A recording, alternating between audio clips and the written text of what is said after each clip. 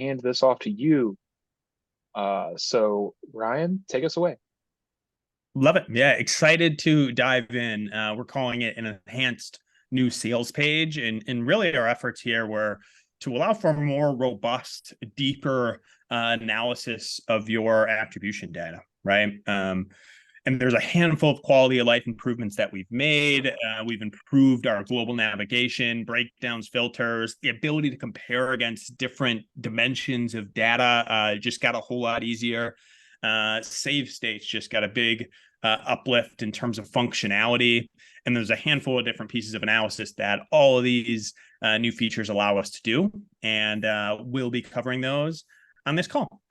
So first one, breakdown and filters. So creating breakdowns and layering in filters has now been simplified. So just pulling up a dashboard here for anybody who hasn't had a chance to play in it yet.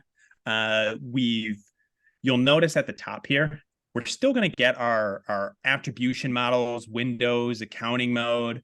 But what you'll see here is the ability to filter any of our data based off all the platforms that we bring in naturally, as well as any other label groupings that you prefer to make. We're a big fan of matching channel groupings over here. But let's say we just wanted to look at our Facebook ads, right? We go up here, simple Facebook ads. Maybe we want to also include Google. Boom, Facebook, Google. And so those filtering, what'll happen here when we adjust this is this will update both the chart as well as the table underneath, right? So truly a global navigation bar up here at the top. This allows us to segment our data. And the breakdown by allows us to configure how we want to view our data. So right now, if we're just looking at platform, if we scroll on down to the table, we'll notice that this first tab here represents the platform we have selected, corresponding to this breakdown by. But let's say we wanted to add multiple, right? Really easy to nest multiple in here now. We want to do category, country. We wanted to have category first. You can drag this over real easy peasy, just like that. Any of these that we now click into, we'll be able to view based off the platform and category we have selected. So just a couple improvements on this side of the house. Nothing too revolutionary here, but important that you're always navigating in the right direction, pulling up the metrics you care about, and visualizing within the pivot tables that you want. And then next piece I want to spend a little bit of time on, but I mentioned our improvement amongst comparable dimensions, right? So let's say you wanted to visualize a chart comparing month-to-date performance so far versus the first couple days the previous month, right? So now it's really easy to go in here, select your time period. Then over here on the right, what we'll see is this time comparison. So we can select previous period. If you've been on the platform for over a year, we're huge fans of year-over-year analysis. Great use case here is looking at your historical year-over-year performance for any given month, right? We're moving into October. How well do we perform on our channels during October of last year? But for the sake of this, maybe we just want to select custom, and we just want to look at the previous month. So I just pulled up some anonymous data, and looking at May for attributed revenue compared to, and this is where we select our time comparison. So instead of selecting a different metric, we can just go right into this chart, comparison time period, select that, and that'll tether to whatever time period comparison we have selected here. So we can see this brand, they actually started the month of April a little bit better than they started the month of May, right? We can see climb up in attributed revenue, and they didn't actually see that in the month of May. So if they were reviewing this data middle of the month, they kind of have a pretty clear understanding of, hey, we're underperforming relative to where we've been, right? And again, you can adjust any of this for any time period that you'd like. Next one, and I'm a big fan of this one as well, the attribution model comparisons. So there's a handful of situations where this may be handy, but a big one that I often find myself talking through with partners of ours is, let's say you're new to Northbeam, right? And anytime you're new to multi-touch attribution, it's important to understand and ground yourself in a metric that you're used to. So for a lot of folks, they may be coming from a last click environment, right? Where they're familiar that last click is maybe going to show less revenue for a channel like TikTok than maybe the TikTok and platform shows, right? And so if you're just getting started with Northbeam and you're familiar with your last touch performance for any given channel, we've now made it really easy to come right into this graph here and grab a metric we want to look at. So right now I'm looking at ROAS. And then I have clicks only tethered in the global navigation. And then instead of selecting a second metric, what I'm doing here is selecting a different attribution model, right? I'm just looking at this last touch here, a good comparable last click attribution model. And then over here on inside the chart, I've just selected this bar chart here. And what we can see is pretty interesting, right? So if we're looking at the 1st of September, we see that for Facebook ads, this brand on a clicks only basis drove a 1.28 in terms of ROAS, where if they were just looking at their data on a last click basis, they would see performance is only at a 0.95. So I always think this visual in this bar chart is very useful early on if you're trying to get an understanding of like, okay, Northbeam's device graph is capturing more touch points. It's going to reattribute revenue for me.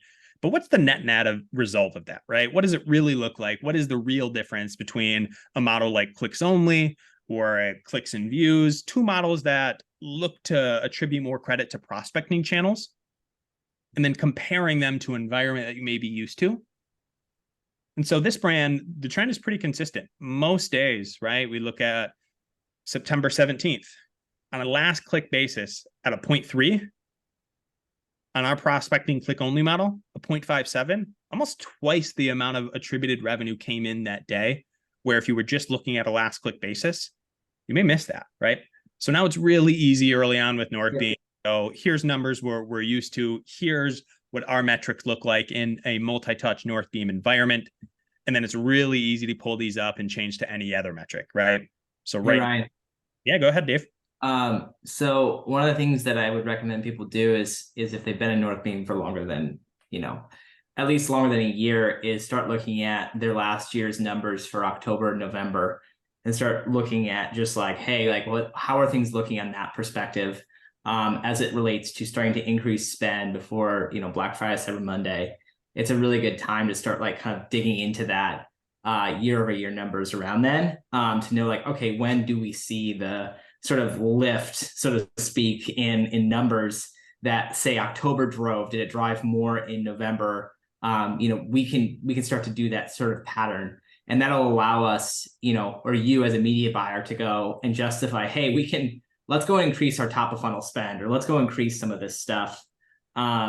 Could you show? I don't know if you're showing anything here. I'm putting you on the spot a little bit, but maybe we could show a little bit of like how we would do that.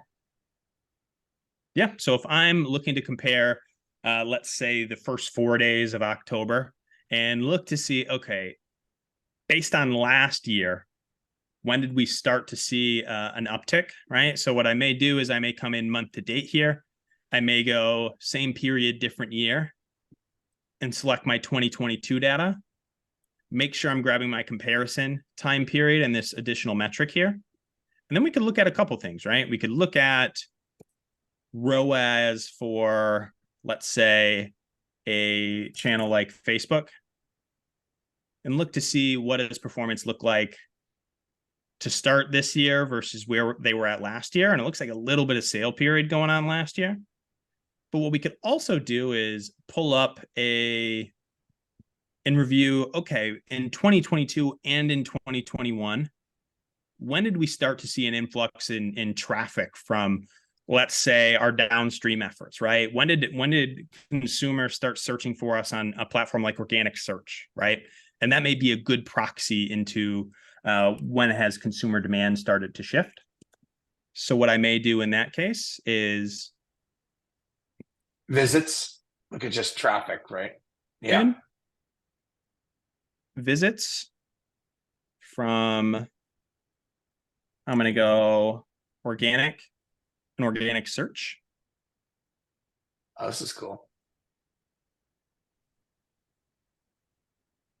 And what we can see is, and actually I'm interested in doing on a weekly a little bit, but let's just keep this data here. So what we see in You can see last year is kind of a little more flat and it's spikier. This last year was flatter, but this year it's spikier, right? In terms of there have been some promotions and it looks like it's even trending up a bit recently, right? Yeah, it looks like the prior year, definitely a big spike. Something went on here that maybe doesn't make it comparable to the previous year. But what is interesting is right on the 21st in both periods, right? What we notice is both years, the visits from those downstream efforts start to trend upward right around the 20th, 21st here. More prominent the prior year, those dotted lines, versus what we're seeing the most recent year here. But still seeing a bit of a visits increase from those downstream channels right around October 20th. So if I was starting to plan when I should launch my promotion, or okay, we have a budget set for October, should we backload it, or when should we start scaling up? I would look at this brand's data here and kind of take it as a soft insight of we may see additional efficiencies around the 20th or so. It may not really make sense to go like the 8th or 9th or in the middle of the month unless we're going to have another push like we did historically. But around that 20th to 23rd, we start to see a little bit of an uptick there. Yeah, I think so. Dave, is that yeah, how would you think about it, Dave? Like, yeah, and then two, it's like we have to always have somewhat of a statistical significance in regards to this. Like, obviously, there's anomalies in the data year over year where something might have happened last year that is not replicable this year, or something like that. And so it's just kind of important to kind of look to see what are those trends, and like there's that notes function over in the right hand corner that sometimes what I'll do is for like clients that I'm working with or whatever, I'll like put a note and say like, hey, Mr. Beast mentioned us on his YouTube. I don't know, like, whatever maybe. And like, so then when you're looking back year over year, you go, oh yeah, I remember that was that date. Or, hey, we changed the search functionality on the site, or a UX change, or whatever it may be. I'm always inputting those things into the data so that I'm like, oh yeah, that's what happened there. There's a lot of like those just like weird little things that we can do for Black Friday, Cyber Monday, and even looking at like first click, last click, and some of that stuff around like previous BFCMs, and going like, hey, are our Facebook ads driving more top of funnel? Are they driving more last click? That will help inform things like, hey, actually email is really the driver here. Let's really increase user and email signups in the month of October and early November, and really look at that as a traffic source of saying like, yeah, ROAS is down, but hey, we're actually trending really good on a email signup percentage. Therefore, we're kind of on track year over year in terms of like increasing our email lists that we can kind of push more for Black Friday, Cyber Monday. And those are the kind of things that I'm looking at as I start making some plans regarding this stuff. And like, we can get into, I'm pretty sure everyone here knows how to find the email sign up and that kind of stuff within the columns. But that's the sort of just like the things that I'm kind of looking at as a whole in here as I kind of make my plans for the Black Friday season. I think it's great, especially with video. Oh, go ahead, Ryan. Yeah, I was just echoing, I think, a good point. And I think a lot of the new sales page, like the ability to analyze longer term trends got a whole lot easier, right? And there's interesting ways we can observe channel interactions. So Dave's always really interested in like last touch email signups and which channels are driving those in, and how did those behave relative to spikes. But there are some occasions we run into where maybe your team or a brand is running a channel where we don't actually expect to see much click only direct performance coming in, right? But what we may expect to see is an increase in downstream efforts, right? Or maybe we're running top of funnel Facebook ads and curious if they're having an impact on our Amazon performance, right? Any of those type of longer term trend analysis, all the action in the chart just made all of that a whole lot easier. So I have one pulled up here where what we're looking at is a paid prospecting just related to all of Amazon ads, right? And so what I've pulled up is a weekly time horizon. Give me a whole year's worth of data. Really easy to do. I've added spend and then attributed revenue in these metrics here. But then the key piece here is these metric filters. So each one of these little filter sections here, I'm going in here, and even though I haven't set it in the global navigation, right? Maybe I want to have all my tables still pulled up here. I want to have all my data right there where I want it. But if I just want to visualize one specific channel against another, these filters here make it really easy to do so. So if I click on one and I go into my category and I just want to see, okay, all of my paid prospecting dollars. And then I do the same thing for attributed revenue, but just pull up my Amazon rev. So now what I'm looking at is a year's worth of data on a weekly time horizon where I'm measuring spend against all of my paid prospecting efforts in relation to all the Amazon rev we generated, right? And there's a couple places you could take this type of visual, but short, simple, sweet, I'm always very interested in, is there a clear-cut trend here? If we are scaling up on our spend, are we also seeing an increase in this dotted line, this Amazon attributed rev going up? And for the most part for this brand, we do see a little bit of that relationship, right? We pull back mid-February and we see Amazon rev start to pull back as well. We have another little spike here and it lags behind a little bit, but we see a little bit of a spike on the Amazon attributed rev as well. And so if I look to pull up this type of chart and I see either a crystal clear relationship or I see maybe a less clear relationship, that's when I start diving in a little bit deeper, right? I may export these out. I may take these to my data team and like, okay, run me an R-squared against these. But there's a couple of situations where you may use this in different spots. Like, so this one here, I have pulled up all of my YouTube ads, right? I may not drive the highest ROAS on YouTube. There's less clicks going on there, but is it still having a positive impact on my business? Is it driving organic, so direct traffic and organic search revenue on a last touch basis? And so that's what I have pulled up. Long time horizon, year-to-date data, all of my YouTube spend versus all of my downstream revenue on a last touch basis. And what we can see is as we increase our spends on YouTube, the overall trend starts to go with it, right? And as we pull back spends, attributed rev has a little bit of a spike, but falls off as well, right? And then it's interesting to me again there that as we scale up, we're also seeing the impact here. So what I may do as a step further is I may isolate just during sale periods and look to see, okay, are we having a clear impact during sale periods?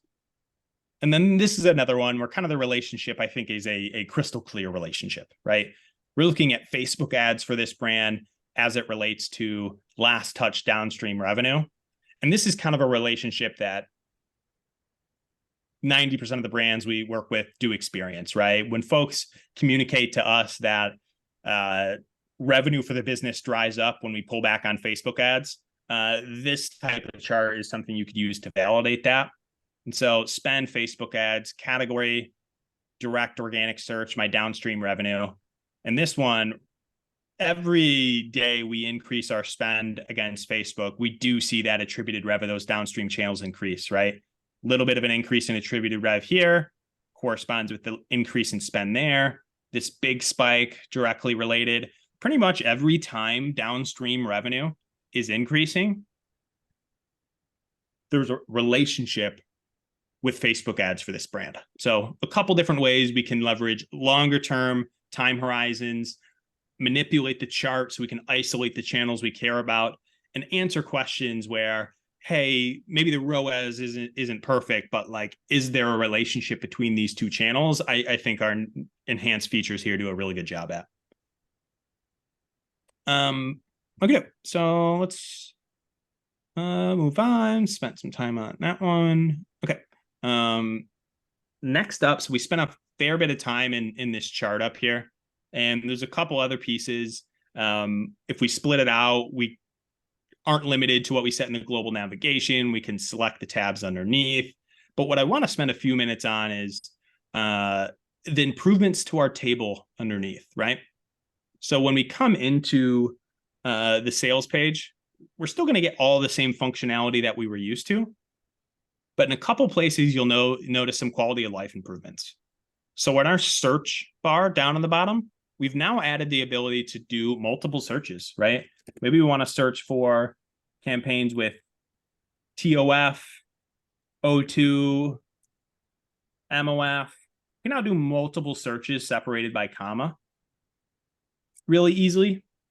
And what's nice about this improved search filtering as well is we can also save any common searches we're doing, right? So if you find yourself, hey, let me go look at just my creative testing campaign, or maybe I just want to pull up my non-branded, right? You can type those in, save it, save this piece here, and you will get that same search that you are used to. Big fan of that one. We've also made some fundamental improvements to our metrics widget. So if you click on the bottom right, this customized table, what you'll see is an improved widget and the ability to pull out any metrics you care about. So I'm a big fan of a couple here, spend, ROAS. I love pulling up my in-platform numbers side by side. So if I wanted to look at my Northbeam first-time ROAS and then compare that to a Facebook one-day click, as well as Facebook's more favorable model and a 7-day click, 1-day view, really easy to pull those up and compare those. Let's say I want to get all my in-platform ROAS for comparables. Say I'm a big fan of new visit percentage, ECR on a first-time basis. And then I like to get my auction metrics and round it out with an email sign-up rate that I know Dave's a big fan of. So each one of these we'll see up here on the right. You're probably familiar with in-platform modules that look relatively similar. But what we've added that's been pretty exciting is this little toggle for a mini graph. So if we toggle this on, what we'll get is this nice handy dandy chart that shows us not only the raw metric against this column, but the shape of that metric, right? In our eyes, not all numbers are made equal, and the shape of those numbers very much have an impact when buyers are looking to make optimization decisions. So I'm a big fan of these metric filters or these Spark charts, easy to toggle on, toggle off. And then next up, my mind was already going there. Can I give an example? Ryan, of why those mini graphs are important? Maybe even pick ROAS. Yeah, that's what I was thinking. Is because two campaigns, ad sets can have the same ROAS, right? But one could be trending up in performance and one could be trending down, right? So you obviously that's something you want to keep an eye on. And I guess Dave, you could talk about the fact that if you're trending up, the creatives go in the right direction. If you're trending down, whether that be platform metrics or Northbeam reported metrics, right? David, like how would you think about the trend line? Yeah, I mean, I think that everything is obviously created a little bit differently in how you look at and measure the data, and especially for brand owners or not just media buyers, but people that also are using this channel to be able to come in here and go like, okay, why is the spend? I can see the spend going up, and obviously ROAS is dropping on this row. Should we be pulling back? That's an indication of going like, okay, yeah, like we need to enhance creative on that or whatever, right? And start digging in more. This is just a good, I think, kind of high level. So like if you don't have much time to be diving into everything, I do encourage people to turn those graphs on and just look. Like, in this example, you can see there's a very big dip in a couple places here, and you're like, okay, what, but you can also see that it's starting to like kind of normalize. And I bet if you scroll over to the left there, Ryan, scroll over to the left where the spend is, it's interesting that on that one where you see that big dip, you notice the spend just going up drastically, the one right above it. Yeah. And like how it's normalizing now at that lower. So that's an indication of saying, okay, well, we've actually sort of hit a baseline of like at that level of spend, we're probably not going to get the level of efficiency as we were. We're probably inefficient at this level of spend. Therefore, the indication would be to lower the spend or hold it for a week and see maybe if it starts to increase again once it starts to kind of get more familiar with that higher level of spend. Those are the types of things that you're looking at in these graphs more than anything else. It's just a high level approach. That sounds good. Sorry, Ryan, as you were. Love it. Great bullet points and insights. Last one I want to show within this customized table piece is our benchmarking feature. So we've added these platform benchmarks that can be really handy, right? We're talking about putting Northbeam ROAS, looking at the shape of it, and then comparing that against what we're seeing in platform to make directional decisions. But for folks who've been on Northbeam a little bit of time and have benchmarks dialed in, we actually have this platform benchmarks and a specific metric against it, right? And I'll walk through how the benchmarking module works and what it's tethered to. But for this brand here, their 1-day targets are a 0.81. And so now we've made it really easy to come in here and go, okay, on this specific attribution model, let's look at which campaigns are outperforming or underperforming relative to the benchmarks. So there's a couple here where like this one, well outperforming, and then a couple other heavy spenders have been lagging a little bit against it. But now really easy for buyers to come in here and go, okay, maybe I should consider scaling this one and this one. Let me go investigate my soft metrics, the shape of it, really easy to do so now. And then where this 0.81 number comes from is this benchmarking module underneath. So if we just start at the top of the sales page, we scroll on down, you may see this little box like this. If you uncheck it, if you have or you haven't set your benchmarks up historically, what you'll get is a prompt for set my benchmarks. And so what we're doing here is pretty exciting. It's this idea that if we spend $1 today, those touch points we buy with that dollar can make us some money today, but it can also make us some money tomorrow, the next day. As those touch points live their life and time accrues, they can drive more revenue for the business. How much revenue? Very much changes over time and by business. And so what this widget looks to do is do some of the heavy lifting and that math for you, right? So your buyers can make a decision on one day, a conservative attribution window, with an understanding of where performance is going to net out after 30, 60, 90 days, right? We always find that that's a little bit of a friction point, right? Like it can be most actionable to make decisions on a 1-day window, but if you're not thinking about your conversion lag and am I going to hit my 30-day target, it can get a little bit tricky. So first up in this module, what we'll have you do is select your core KPI, right? So CAC or ROAS, keep it nice and simple. If we look at a ROAS basis, this brand does, and then we select our time frame. And the time frame is a little bit dependent on how your business prefers to think about performance metrics. Do you have a really high AOV and a really long LTV, customer value, long tail there, where it makes sense for your business? You're in a great cash position to measure performance on a 60-day window because you just know there's so much of a lengthy buyer's journey there. Most folks opt for a 30-day window. So for the sake of this example, I'll keep it nice and simple there. And then once we select the window we care about, the next step here is to input our target goals, right? And so these targets are what we want to shoot for. And because multi-touch attribution is fundamentally a different environment and in a unique environment, the numbers we see on the right-hand side are our rolling 30-day performance. So if we've had a healthy 30-day period recently and we're exceeding our goals, what we may do is take, okay, this 30-day 1.76 is what we want to shoot for. Cash is healthy right now. That's exactly where we want to be. So I may push in a 7.5, a 1.76 in YouTube. They're crushing on YouTube right now. So we're going to go a little bit lower there. And then what we do is we go over here and we click continue. And then what'll happen is we'll analyze all of your historical data and get an understanding of, okay, if we want to be at a 1.76 after 30 days, we need to be hitting a 1.27 the same day we spend the dollars. So these numbers are very much different for every brand. There's a couple considerations. Very happy to walk through this with anybody if we want to dig in on your specific brand.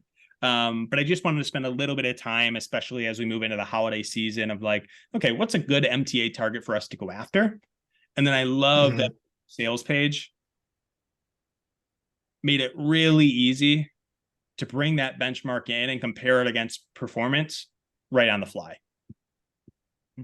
Right. I guess one thing that's important to point out, like when you did the benchmark analysis, you showed YouTube was a low kind of 1-day click, right? It's like not every metric, particularly if it's heavy video, the benchmark could be low, but that's okay, right? In the context of the business, right? Analyzing the overall performance over time. This is an important thing to note, right? People, if you have a lower benchmark, sometimes people freak out, but that's okay, right? Well, assuming it's okay in the calculations, right? 100%. I'm a big believer, and I know a lot of us over here at Northbeam are like, dial in your blended cash health, right? And if the whole picture is healthy, then drill down into channel specific goals that map to that good blended cash health position. And this idea that on multi-touch attribution, not everybody is going to get full credit. I always like the exercise of if you pull up all the performance from all your different providers, your Facebook, your YouTube, all these places, it's going to be more revenue than you earn for the day. So like something's got to get exactly where on some channels we do see a little bit lower ROAS on MTA data. Right. And that's why analyzing your direct and your organic search against YouTube and again, looking at top of funnel spend versus Amazon to see, okay, well, because a lot of folks historically will separate D2C and Amazon. But if your top of funnel spend or your YouTube and your meta spend is driving a lot of Amazon revenue and you can see it, you go, okay, well, that's something we have to take into account when we do our accounting, right? We see this with a lot of customers. A lot of media buyers are held to a tough standard. If they're spending tons on media and people are just looking at their, direct D2C versus their Amazon, it's a tricky game. So we just want to make it a little easier to kind of visualize the relationship there. 100%. Well said.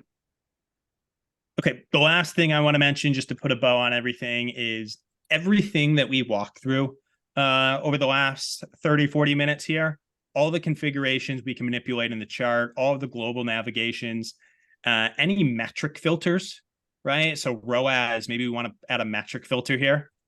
Only show me campaigns above a 0.3, or maybe I only want to see ads that had delivery during this period. I could do spend greater than $1. Right? So any metric filter, any set of metrics that you care about, right? These are my Ryan's favorite metrics over here. Search over here, additional charts, manipulating the charts, all of this action, you can build it once, come up here, click save, give it a name. And then every time you log into the platform, you'll be able to just go on down, drop down, find the view that you just saved there, and you won't have to rebuild it every other time, right? You can just come in here, leverage all these features, get a preferred view, save state it, and then each time you come in, your life's going to be a handful easier. Nice. This is great, Ryan. Anything else, Dave? We should jump into. I guess we have a few more minutes, like orders page stuff, or I know we're talking about the new sales page today, but anything else? I think Ryan covered it from a sales page perspective. I think if there's any questions, we can take questions on that. Yeah, that's a good idea. Yeah, it's a really good idea, Dave. Yeah, I guess, are we doing questions in the chat, Brian, or how are we handling questions? Yeah, we could take any questions in the chat. We've got a couple minutes left here. We left plenty of time. I love keeping it nice and breezy. So if anybody has any questions, now's the time to put them in. Otherwise, once again, this is going to be recorded, so you can come back later and watch this. And we also have like tiny little clips of this and how to get into specific things in the sales page, we have those videos saved, and you can find those in the KB and elsewhere. So yeah, don't worry. Any questions from our audience here today?